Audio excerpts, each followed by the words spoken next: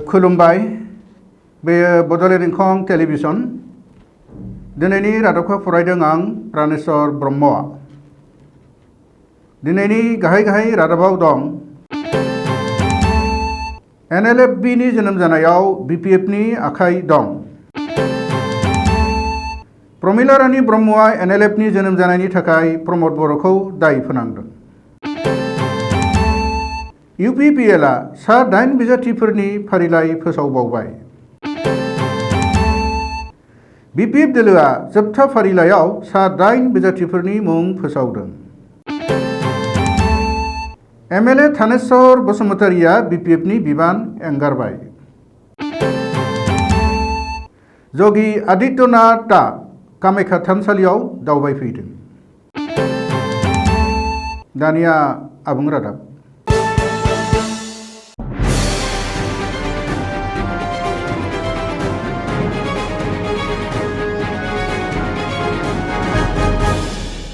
बर'लेण्डआव एबा बर' हारिनि गेजेराव गोदोनि मोनसे थिउरि आफाद National Liberation Front of Bodoland सुंद'यै NLFB नि जोनोम जानायाव हाग्रामा महिलारिनि दैदेननाय BPF दोलोनि आखाइ दं।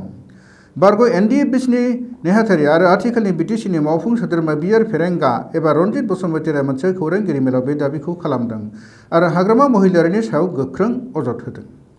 बबेखानि हाग्रामा महिलारिनि BPF दोलोनि थाखाय आरो BPF खौ फैबाय थानाय विधानसभा बिसायख'थियाव मदद खालामनो थाखायल' NLFB खौ दानाय जादों होननानै रन्जित बसुमतारीया बुंदों।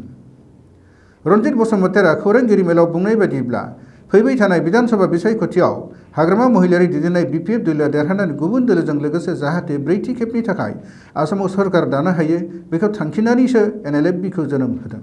नाथाय NLFB आ बर' हारिनि थाखाय मोजांनि इसारा नङा होननानैबो BTC नि मावफुं सोद्रोमा रन्जित बसुमतारीया खौरांगिरिफोरनि सिगाङाव बुंदों। गोजोन गोरोबथायाव थानाय बारग' NDFB नि दैदेनगिरि सोद्रोमाफोरखौ रैखाथि होनो हायाखै BTC नि गाहाय प्रमद बर'आ। खुंथाया बारग' NDFB नि सोद्रोमाफोरखौ फिन हाग्रायाव थांफिननो गोनां खालामदों। BTC नि गाहाय प्रमद बर'नि सायाव बे गेदेरथार दायखौ जाबसिनदों BPF नि दैदेनगिरि आरो मन्थ्रि प्रमिला रानी ब्रह्मआ। मख'नो गोनांदि बर'फोरनि गेजेराव मोनसे गोदान थिउरि आफाद National Liberation Front of Bodoland सुंद'यै NLFB नि जोनोम जानायनि थाखाय BTC नि गाहाय प्रमद बर'नि सायाव दाय फोनांदों मन्थ्रि प्रमिला रानी ब्रह्मआ।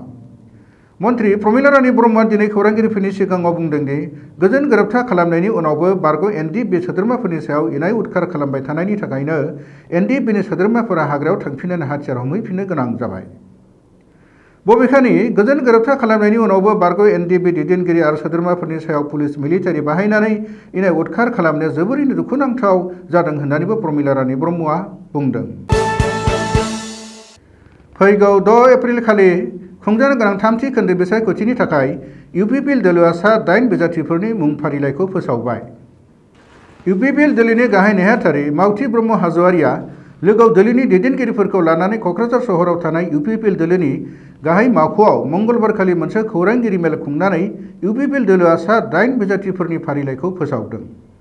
थामथि खोन्दोआव बिसायख'थि खुंजानो गोनां मोन 8 मासिनि थाखाय UPPL दोलोआ फोसावनाय बिजाथिफोरा फारियै 28 नं गसाइगाव विधानसभा मासिनि थाखाय समनाथ नार्जारी, 29 नं सोनाब क'क्राझार मासिनि थाखाय मनरन्जन ब्रह्म, 30 नं सानजा क'क्राझार मासिनि थाखाय लरेन्स इस्लारि, 31 नं सिडली विधानसभा मासिनि थाखाय जयन्त बसुमतारी, 33 नं बिजनी विधानसभा मासिनि थाखाय फणीन्द्र बर', 58 नं तामुलपुर विधानसभा मासिनि थाखाय लेहराम बर', 62 नं बरमा विधानसभा मासिनि थाखाय भूपेन बर' आरो 63 नं सापागुरि विधानसभा मासिनि थाखाय UPPL दोलोनि गायसनगिरि आफादगिरि आरो रायजो सभानि बारग' MP उरखावगोरा ब्रह्मनि मुंखौ फोसावदों।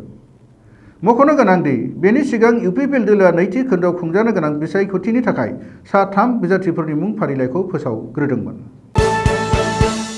कंग्रेस AIUDF महाजोतनि बाहागोआरि हाग्रामा महिलारि दैदेननाय BPF दोलोआ बिजाथिफोरनि जोबथा फारिलाइ फोसावबाय।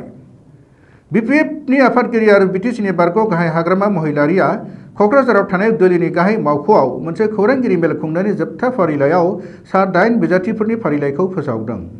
BPF दोलोआ जोबथा फारिलाइयाव फोसावनाय बिजाथिफोरा फारियै 29 नं गसाइगाव विधानसभायाव माजेन्द्र नार्जारी, 29 नं सोनाब क'क्राझार मासियाव रबिराम नार्जारी, 30 नं सानजा क'क्राझार मासियाव प्रमिला रानी ब्रह्म, 36 नं सिडली विधानसभा मासियाव चन्दन ब्रह्म, 33 नं बिजनी विधानसभा मासियाव कमल सिंह नार्जारी, 52 नं तामुलपुर विधानसभा मासियाव रामदास बसुमतारी 64 नं बरमा विधानसभा मासियाव प्रवीण बर' आरो 63 नं सापागुरि विधानसभा मासिनि थाखाय हितेश बसुमतारी मख'नो गोनांदि 2021 मायथाइनि विधानसभा बिसायख'थिनि थाखाय बिपिएफ दोलोआ गोबां सा गागि एमएलएफोरखौ नेवसिनानै गोदान मोखांनि बिजाथिफोरनि दोलोनि टिकेट होनायखौ नुनो मोननाय जादों।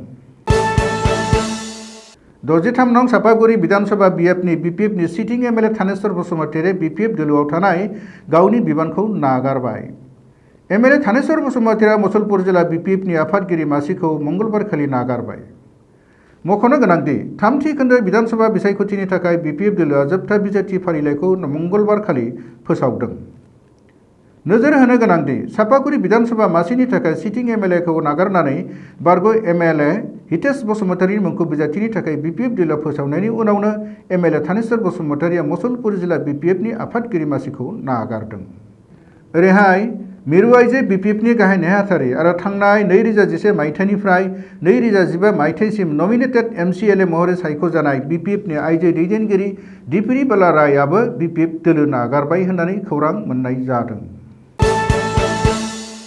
उत्तर प्रदेशनि गिबि मन्त्रि योगी आदित्यनाथआ दिनै गोहोनि बिमा कामाख्या थानसालियाव दावबायफैदों।